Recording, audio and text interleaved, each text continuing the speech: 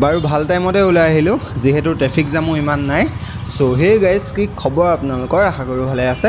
আপোনালোক সকলোকে মোৰ নতুন এটা ভ্লগলৈ স্বাগতম জনাইছোঁ। আজি মই আপোনালোকক গণেশগুৰিৰ হেঙেৰাবাৰীত থকা অমৃত উদ্যানলৈ লৈ গৈছোঁ। ৰাতি লৈ যোৱাৰ বাবে বেয়া নাপাব আপোনালোকে, ৰাতিহে তাত একচুৱেল মজাটো লাগে, মানে সেইটো গম পাব আপোনালোকে পিছলৈ। আৰু আজি মই মুখ নেদেখাওঁ বুলিয়ে ভাবিছোঁ গোটেই ভ্লগটোত। এই ৰাতিখন আপোনালোকে মোৰ মুখ দেখিলে ভয়ে খাব চাগে। बात तो सही है। একেবাৰে লাষ্টত চাওঁ বাৰু। বাইকখন চলাওঁতে লাহে লাহে ভয়ে ভয়ে চলাইছোঁ, গম পাই নাই? মানে কথাটো কি হ'ল, মইতো কোনো একশ্যন কেমেৰা ইউজ কৰা নাই ন, ফোনটো মানে হেণ্ডেল বাৰতে মানে যোগাৰ কৰি লগাই লৈছোঁ আৰু ট্ৰাইপড এটা লগাই মেলি। তো পৰি যাব বুলি ভয়ে ভয়ে গৈ আছোঁ আৰু।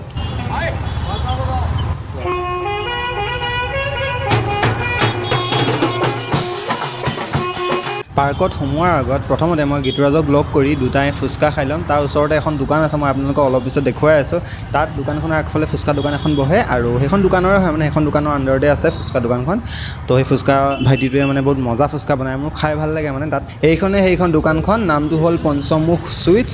হেঙেৰাবাৰী বা গণেশগুৰিত থকা বহুতে নিশ্চয় গম পায়ে চাগে, চিনি পায়ে চাগে। এইজনী আকৌ কি কৰিছে বাৰু, গীতুৰাজে টোকন লৈ আছে পইচা দি মেলি। তাৰপিছত দুটাই আমি ফুচকাটো খাম। আৰু এতিয়া ভাইটিটোৱে মজাকৈ গ্লাভছ পিন্ধি লৈছে। বহুতো ফুচকা দোকানীয়ে তো এইবোৰ পিন্ধি নলয়ে, তেনেকৈ দি দিয়ে। সেইটোৱে মোৰ প্ৰথমটো ফুচকা দিলে। মই প্ৰথমতে ভিডিঅ' কৰি লৈছোঁ ভালকৈ, লুফটো ৰখাই লৈছোঁ ভিডিঅ'ৰ কাৰণে।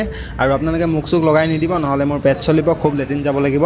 আবে সালে আমি খাই বৈ মেলি অমৃত উদ্যান পালোহি। এতিয়া পাৰ্কিঙত বাইকখন থৈ লৈছোঁ, আৰু গীতুৰাজে টিকেট কাটি আছে।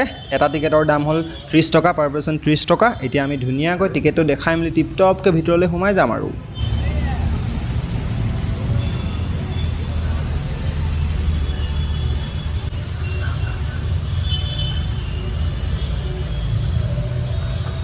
ৰাতি অহাৰ কাৰণ আচলতে এইটোৱে যে লাইটছবিলাক ইমান ধুনীয়াকৈ জ্বলাই ডেক'ৰেশ্যন কৰা থাকে ন, দেখিয়ে ভাল লাগি যায়। দিনত সেইটো মজা আচলতে পোৱা নাযায়। আৰু পাৰ্কখনত সোমাই ৰাইট ছাইডত আপোনালোকে নৰ্থ ইষ্টৰ 8 গৰাকী বীৰৰ প্ৰতিমূৰ্তি দেখা পাব।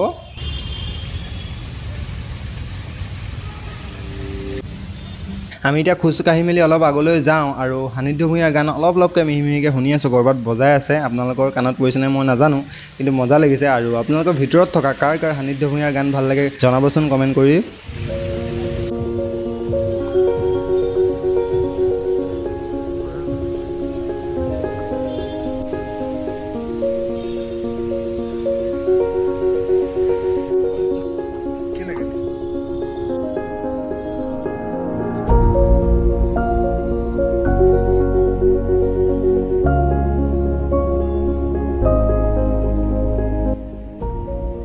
সেইটো এটা স্কেটিং কৰা প্লেটফৰ্ম হয়। মই আগৰবাৰ আহোঁতে কিছুমান সৰু সৰু ল'ৰা ছোৱালীক প্ৰেক্টিচ কৰোৱাত দেখিছিলোঁ। আজি চাগে ছুটিয়ে হ'ল ইমানখিনি টাইমলৈকে। সেই ঘৰটোৰ ভিতৰলৈ মই এতিয়া যাম বাৰু, কিন্তু তাৰ আগতে চাই লওক এইখন চাইনবোৰ্ড, ইয়াত কি কি কৰিব নালাগে দিয়া আছে। স্কেটিং কিন্তু মোৰ ট্ৰাই কৰিবলৈ মন আছে, আজিলৈকে কৰি পোৱা নাই। এদিন কৰি চাব লাগিব।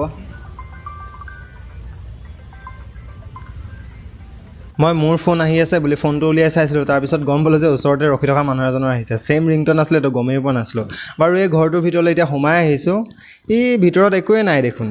মই ভাবিছিলোঁ কিবা কিবি চাগে সজোৱা মেলা থাকিব চাগে। পিছত চাগে ইয়াত চাগে পাৰ্কৰ মানুহে চাগে প্লেন কৰি থৈছে যদি নাজানো, ইয়াত পিছত কি কৰিম কি কথা, হয়তো চাগে এনেদৰেই থ'ব বিচাৰিছে, লাইট চাইট জ্বলাই এনেকৈ ধুনীয়াকৈ দেখাই মেলি। আৰু ভিতৰতে অলপ ক'ৰবাত পিকোৱা দেখিলোঁ। এইটো কেলৈ কৰে বে? আচলতে মই ইয়ালৈ গধূলি অহাৰ কাৰণটো হ'ল, ইয়াত মানে আপোনাৰ কি বুলি কয়তো, গধূলি চাবলৈ বেছি ভাল লাগে। ইয়াত বেছি ভাল লাগে গধূলি, মানে ইভিনিঙত, কাৰণ ইয়াত ৰাতি মানে লাইটনিংখিনি চাই ভাল লাগে, আৰু দিনত ইমান খাছ নালাগে। বিশেষকৈ বেছিকৈ ইয়াত কাপলছবিলাকে আহে আৰু। বন্ধ কৰক হাত। চ' গাইছ, আজিলৈ মানে এই ৰাতিখননো ক'ত বেলেগত যাম আৰু, নহ'লে আপোনালোকক আৰু ক'ৰবাত এটা নহয় এটা জেগাত নিলোহেঁতেন। ভ্লগটো ছুটিয়েই হ'ল চাগে। যি কি নহওক, এইটো ভ্লগটো ইমানখিনিলৈকে চোৱাৰ বাবে ধন্যবাদ। ইউটিউবত যদি চাই আছে তেন্তে চেনেলটো ছাবস্ক্ৰাইব কৰি বেল আইকন টিপি অল কৰি ল'ব। ফেচবুকত যদি চাই আছে ফ'ল' কৰি ল'ব, আৰু এই ভ্লগটোত লাইক কমেণ্ট শ্বেয়াৰ কৰিব।